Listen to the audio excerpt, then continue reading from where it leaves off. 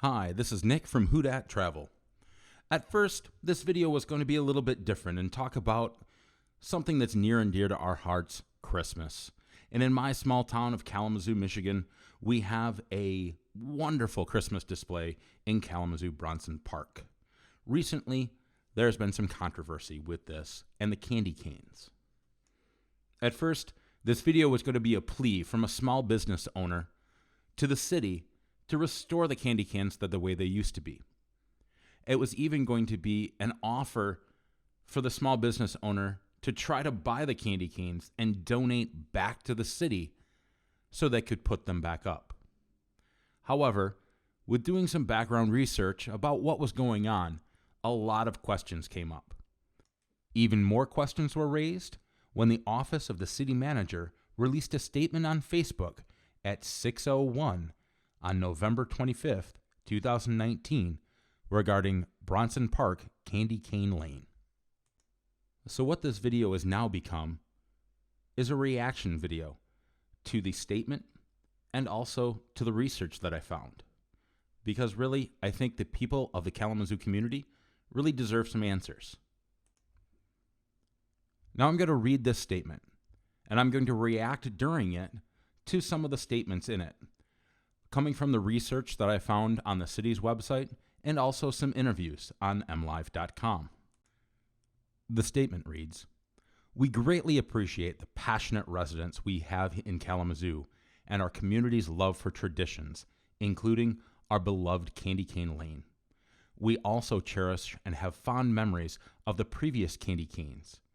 We would like to provide some clarification behind why they needed to be replaced and address some of the concern we have heard.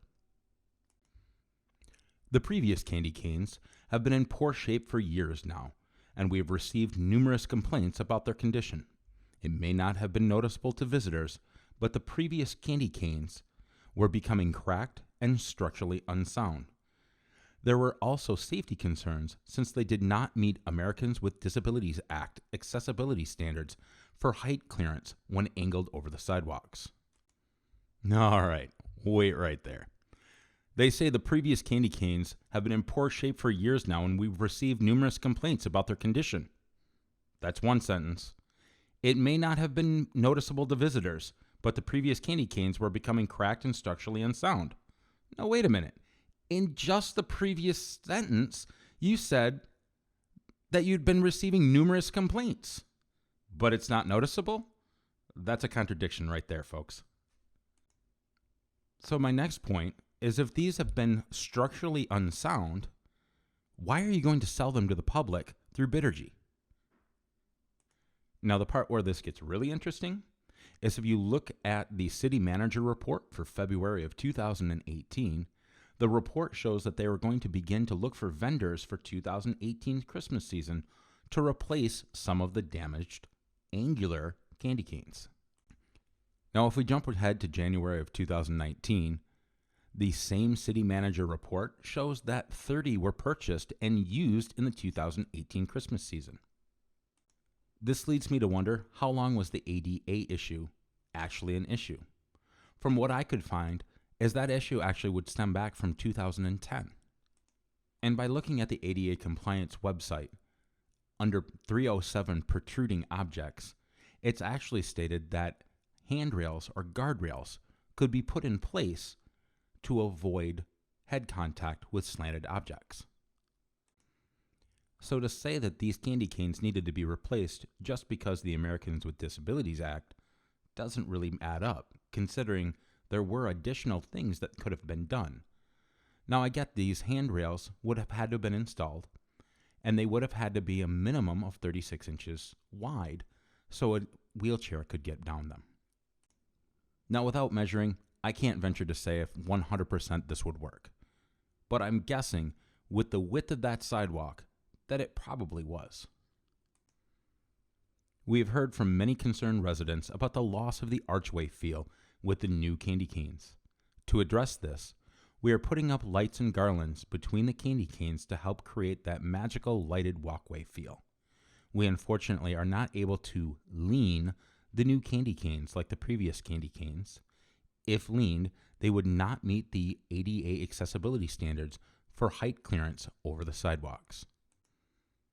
We appreciate everyone's traditions held at Bronson Park's Candy Cane Lane, and we are excited for the same traditions continuing with new candy canes. This is not the first time that the candy canes have been updated.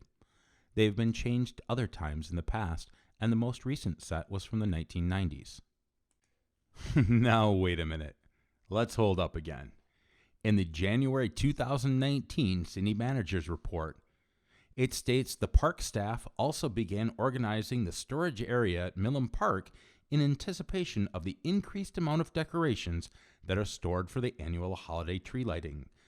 30 new candy cane decorations were delivered for Bronson Park on December 10th.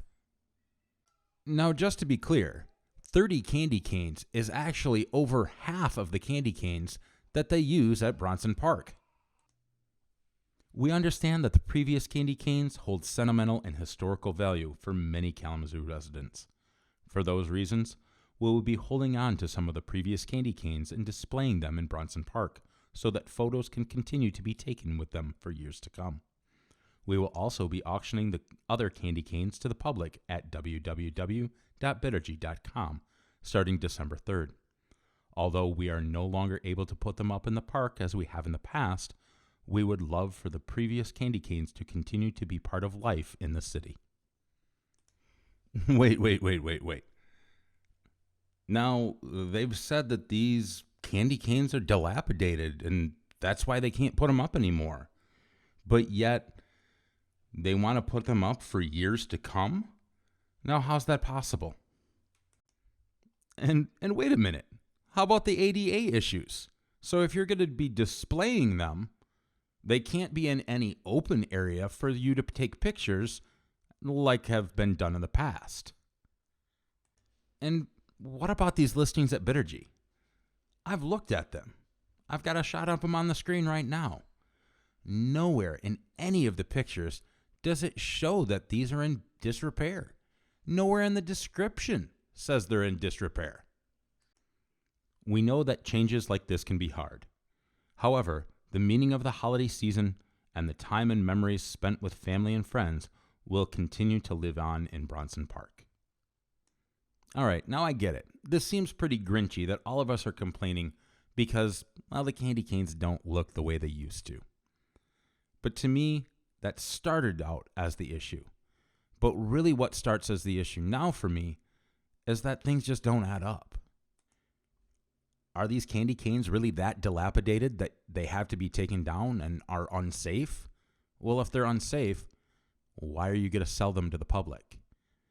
And what happened to those 30 new ones that were just acquired? Are those dilapidated as well? Now I get it. We had a really hard winter last year. But there has been no mention of any of that. Now, if it really was the ADA issue, were other alternatives looked at? Or was it just decided that we were going to spend money buying new candy canes from China? That's right. Parks and Recreation Department Director Sean Fletcher, in an interview to MLive, indicated that these were purchased and shipped over from China. Now my question is, why weren't these sourced from Kalamazoo? Especially because we have a company here in Kalamazoo that actually makes plastic furniture for companies like Google and Disney. Now I get it. This is not the first time the candy canes have changed. It won't be the last time that the candy canes change. However, all I want for Christmas are some answers.